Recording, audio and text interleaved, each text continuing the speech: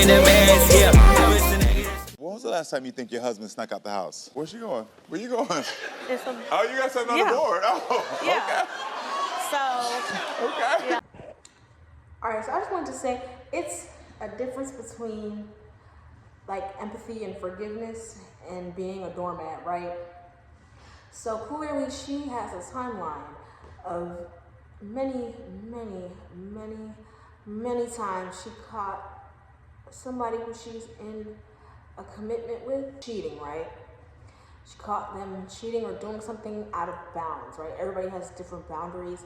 Everybody has different needs in a relationship and or a dynamic that they have established. So clearly, from what she perceives as cheating or infidelity or being out of bounds, she has a timeline, you know what I'm saying, with honestly things that I really wouldn't naturally let slide. But in reality, in real life, in our day-to-day life that we all live all together and we all share this plane and everything, it's easier said than done to just kind of let something go that is like a trauma bond, for example, or maybe like literally like what would be considered healthier love, or like some picture perfect ASS love. So in a short term, I can look at this timeline and say she's slow or stupid, but we don't know the background of everything. We don't know like what type of trickery is going on with her or him. And then we also just don't know like how many times maybe one of them took advantage of the other's empathy or grace. So I can look at that and think automatically, I guess logically, you would think to yourself, why did it take that many times for you to go to Karamo? Or like, why did it take that many times for you to feel like this is wrong, like something's wrong with this, and then it may or may not need to end, or it may or may not need to change, basically, or you know what I'm saying? So yeah, I just wanted to say, sometimes you can see something that looks logically crazy for someone to engage in if it gives, there's reasons to cut it short.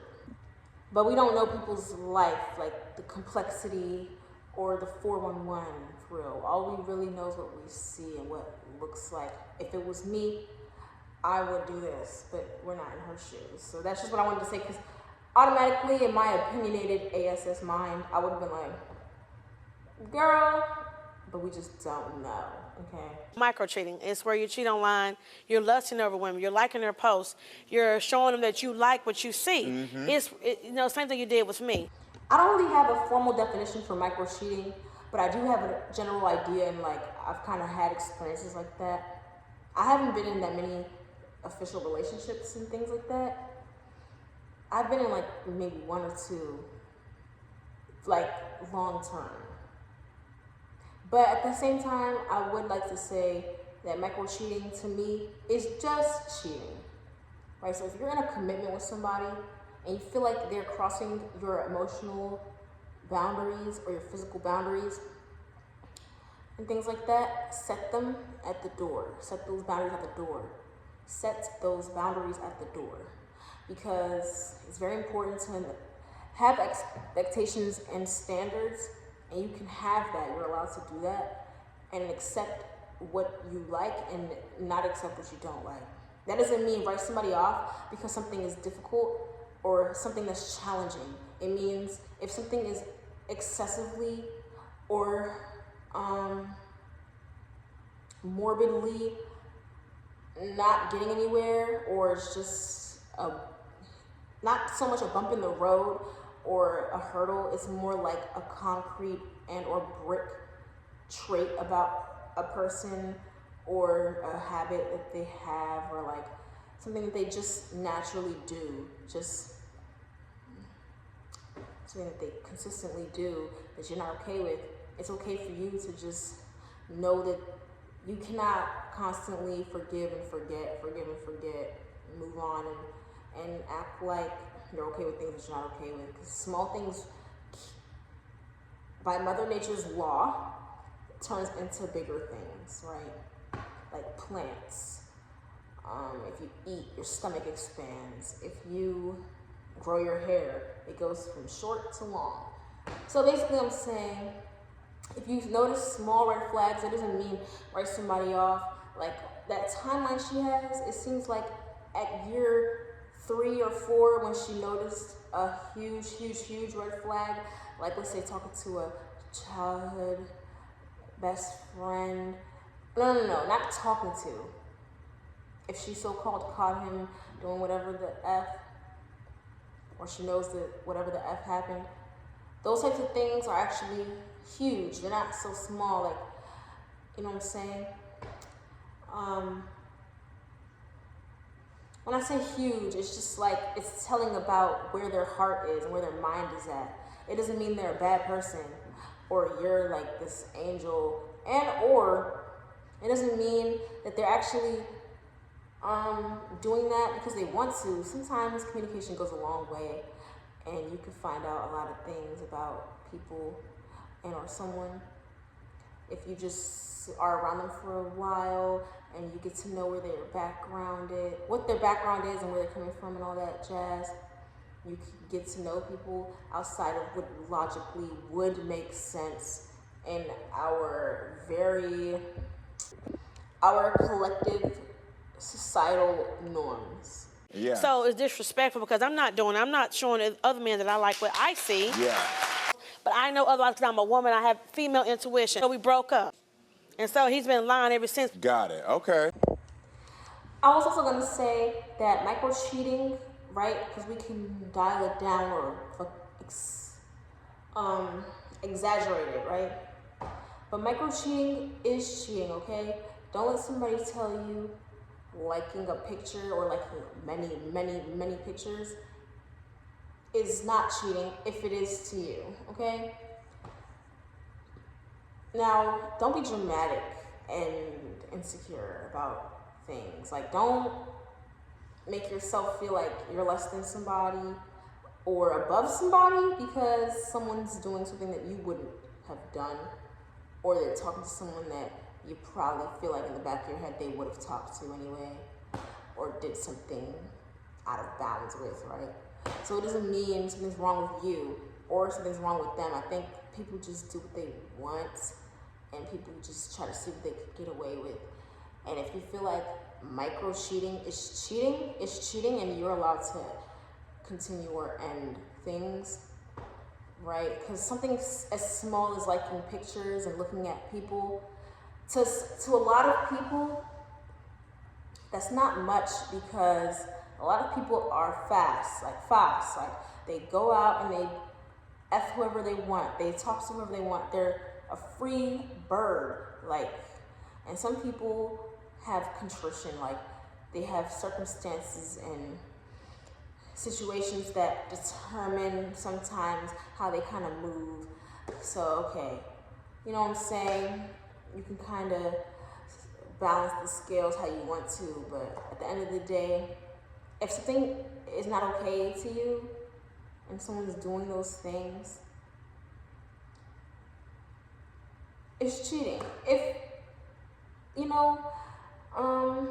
effing someone or someone expressing that they want to F someone else is a red flag to you, and it's not micro cheating, it's cheating, okay?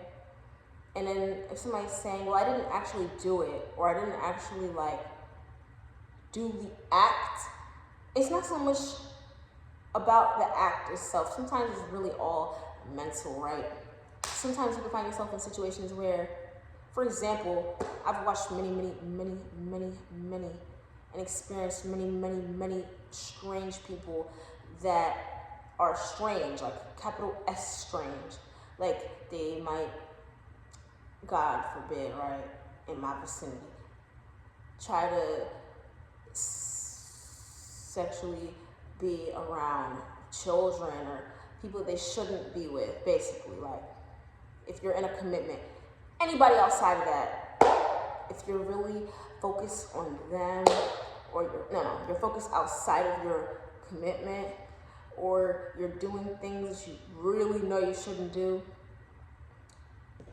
Yeah, just the expression alone, if you feel like, not even if you feel like, the expression alone and the desire to do something and putting small steps or crawling towards the big thing, like the no-no, like the absolute don't do it, aka the act of something more extreme, like something sexual or something flirtatious, etc., etc.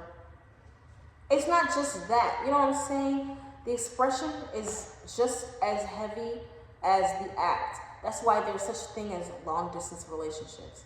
That's why there's such a thing as loyalty tests. That's why there's such a thing as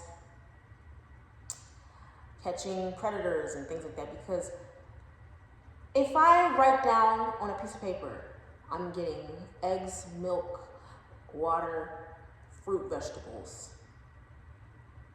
And my plan, subconsciously, is to eventually go to the store. I don't care if I go today, next week, next month. I wrote down items because in my head, I was going to eventually buy them. I don't care how long it takes to get that. I don't care if I get it today or next year. Why the hell did I write it down if I'm not about to go get that? Now, the point I'm making is not, oh, I'm just freeballing writing shit down. It could be anything. It could be the stars. It could be a wall. It could be a stain. It could be a lampshade. It could be wood. It could be headphones. The context of things, you know, like reading, when people read the room or read people's intentions or read people's actions, and or in between the lines of communication, right? It's like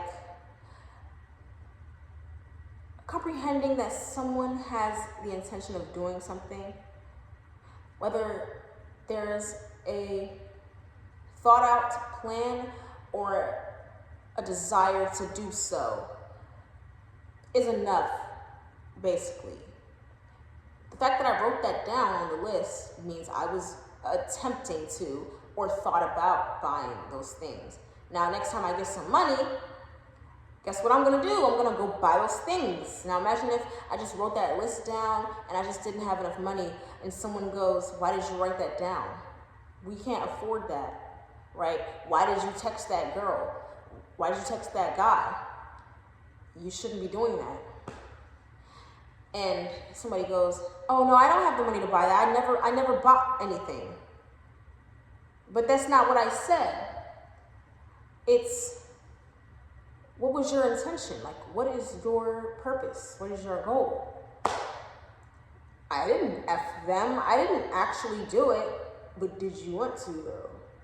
And if you wanted to, that's just enough, because once the opportunity arises, you would, basically, is the point.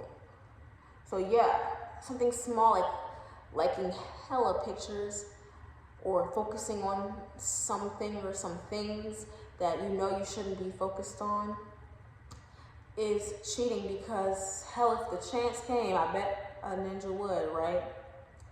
So that's what I'm saying. I don't even consider micro cheating micro, because a plant, right, a tomato, if you plant a tomato and it's at stage 1 out of the 4 stages, just an example, and it's at stage 1, right? It's still a tomato, it's just underdeveloped. A human, a baby is a baby, right? But it's a baby human. It's not a baby donkey or a baby turtle. It's still a human. So if somebody's looking at something all the time, liking something all the time, even the physicality, like this, I like this. And you know, they know they shouldn't be liking things outside of a commitment. The point of a commitment is to know that that's what you're about. It's all cheating, really. It's just the beginning. It's like a number line from 1 to 10. If a ninja's at 2 or 3, that don't mean they're not gonna get to 10. They just didn't get there yet. Listen, okay, I appreciate the timeline. So after all of this, why y'all get back together? I mean, I don't know. Don't say it. I love him. Cause the good is good. We've been there for each other. You know, we do love each other. My producer also told me earlier, you're holding off on getting married. Yeah. Why are you holding off on getting married? Because I'm not gonna be your wife and you're doing all that. Oh, so I'm gonna keep this quick. I'm not gonna react to this whole video. But I also wanted to just say, like I said earlier, boundaries are boundaries. You're allowed to have loose boundaries. You're allowed to have tight boundaries, right? Some people don't care about watching porn. Some people, that's normal. Like food, like some people eat 5 times a day. Some people eat 2,500 calories a day. Some people don't think that's normal. Some people think that's a lot.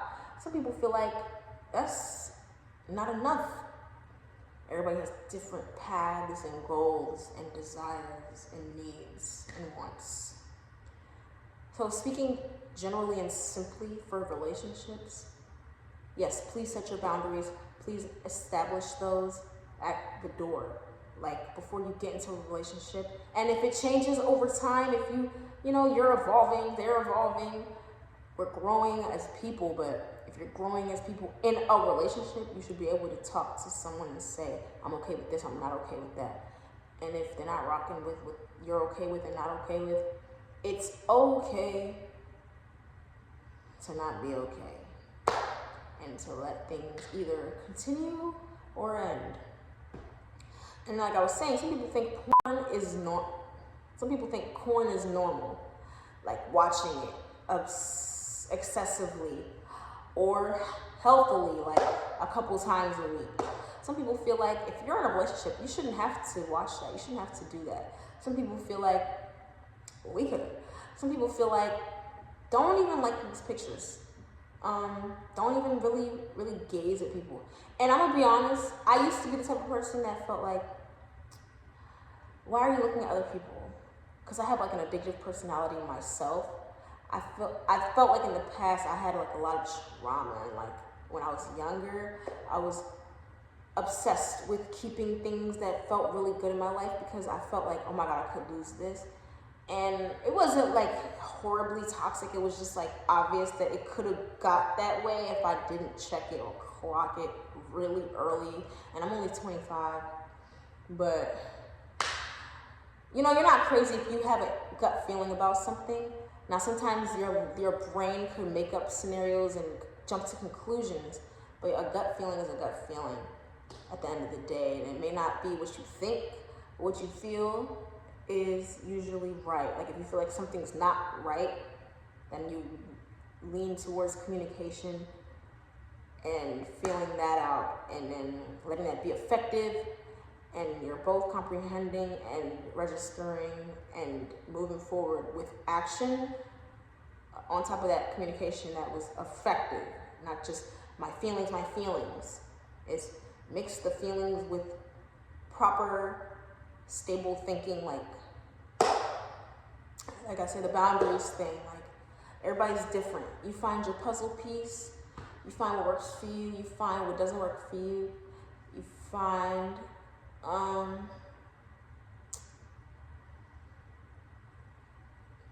your match. A lot of people struggle with trying to have their cake and eat it too because maybe they didn't have a lot in life that they had control over, or just simply tangibly, And some people just don't care, and some people care too much about things too early. Some people never care enough, right? So, I'm not gonna talk about my boundaries and my needs and wants, but I'm just trying to keep this as general as possible. People are beautiful, right? There's beautiful women and men all over the planet of different colors, sizes, shapes, calibers, and such, right? So if you have a healthy Christ consciousness, or as close as you can be to that type mind, you know that you don't compare yourself to others. Like, comparison is thief of joy, the thief of joy. And you want to love yourself, meaning accept what you love and like and what you don't like and cannot change, and or can change. Like, you accept where you are at any point. Like, we're not robots, we're not perfect. So you find somebody that's your puzzle piece, meaning maybe it won't be forever, maybe it won't be lifetimes, but you know, time is fluid, meaning people move with time, not on time. So you work with time, meaning you let things happen and you feel your feelings. You don't act on every single feeling. You know what I'm saying? But time moves and people and things change, and there's an inevitability about that. It's never gonna be the same forever. And there's people all over the planet, and people have eyeballs, and people have social media, right? That's part of life. It's the part of life that we are all playing right now. We're all here. So you can't say social media is the devil, this and that is the devil, this and that is bad. It's not even that. I think algorithms and people's choices and all that is that. I think people give more credit to bad choices, and they give the credit of bad choices and thinking and doing things that they know they shouldn't. They just blame social media or technology, and they don't realize that you're playing a part in that as mankind. Like, you create your algorithm, you create your life. Your life, like what you accept, what you don't accept, what it looks like, what it feels like. You have more control than you think. You don't have total control of things outside of you. But in terms of like social media and things like that, like if you open a guy's Instagram and it's just a bunch of women and he's in a commitment, that doesn't mean he's cheating or looking at all those women, but at the same time, it's telling what his mind is on. So if you feel like that type of person that you're with is a lustful, not so committal, focused person, right, then you're allowed to feel like that. If you feel like that got nothing to do with life or my relationship, feel like that and know that in your heart, because that's your sign, right? I was just basically saying social media shouldn't determine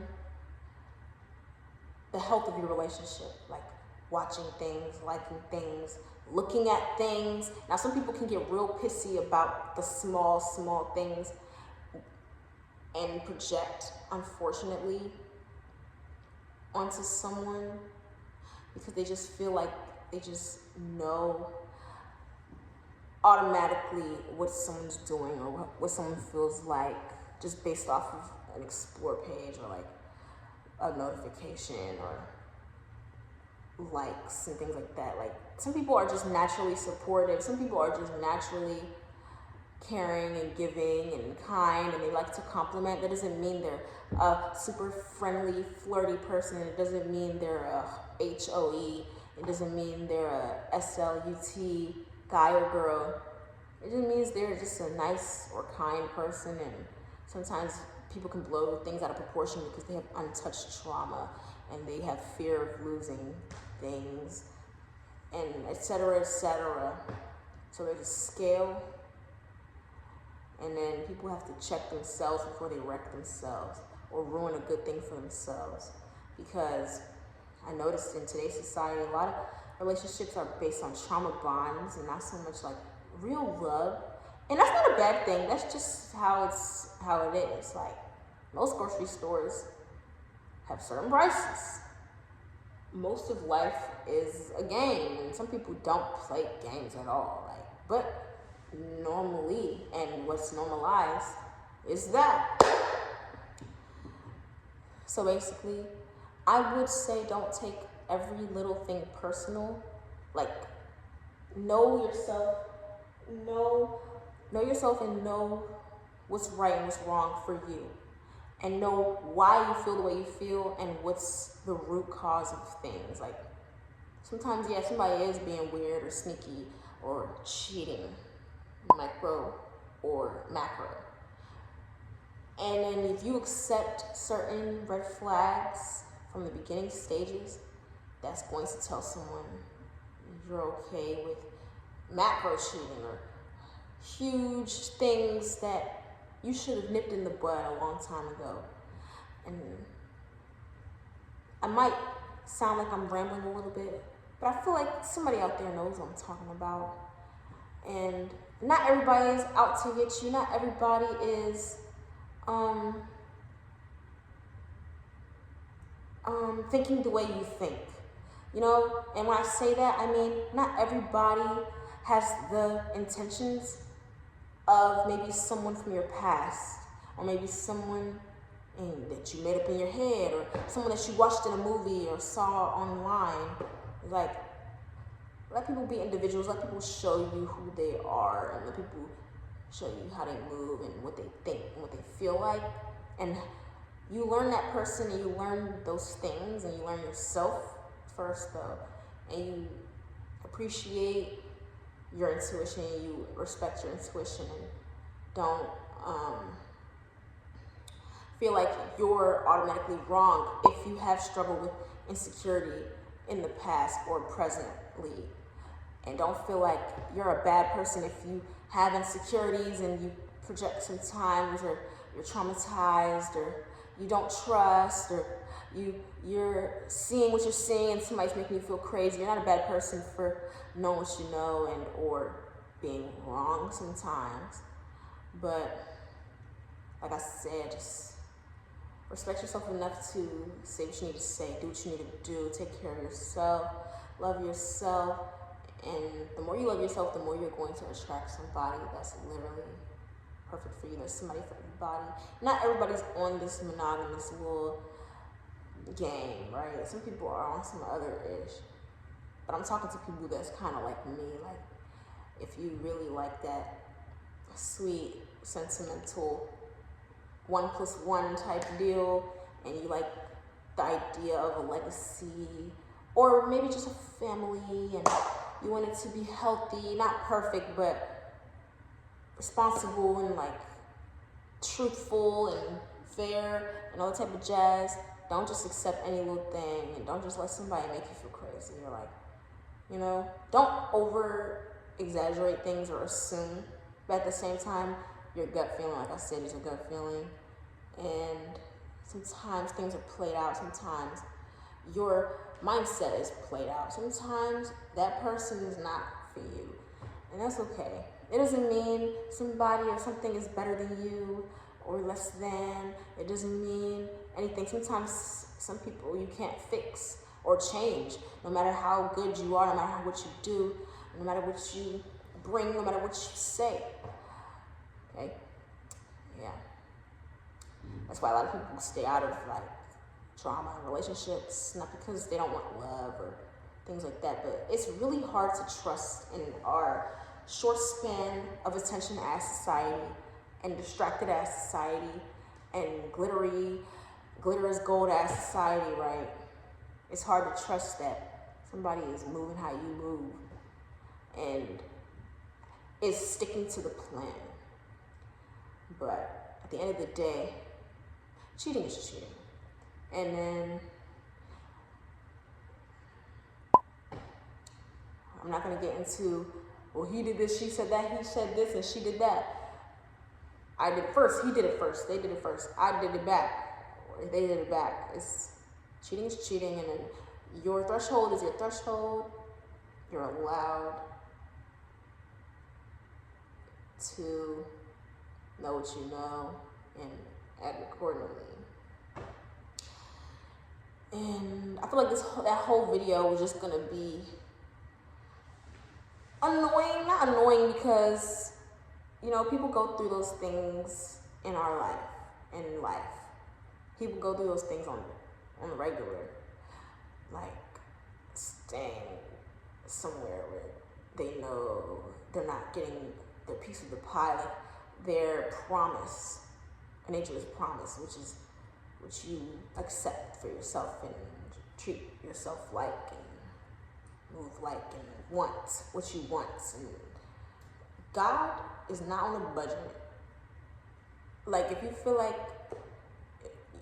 you know, you're settling or you're forgiving too much, you probably are, because some people take advantage of that about certain people, like guy or girl, man or woman. So listen to yourself, listen to your gut. Don't listen to your mind. Listen to how you feel and come up with a plan and an effective, healthy way to move about certain things that are okay or not okay.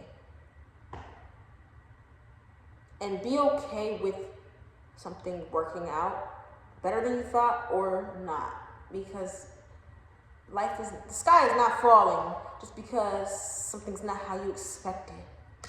Like, expectations can really get people effed up. You know what I'm saying? It's like, plan for the best and expect the best and plan or prepare for the worst. Meaning, expect and make sure that you focus more so on the optimism and positivity or the perspectivity of something being successful, but just know that there's a possibility that sometimes somebody is not who they said they were, or maybe things change.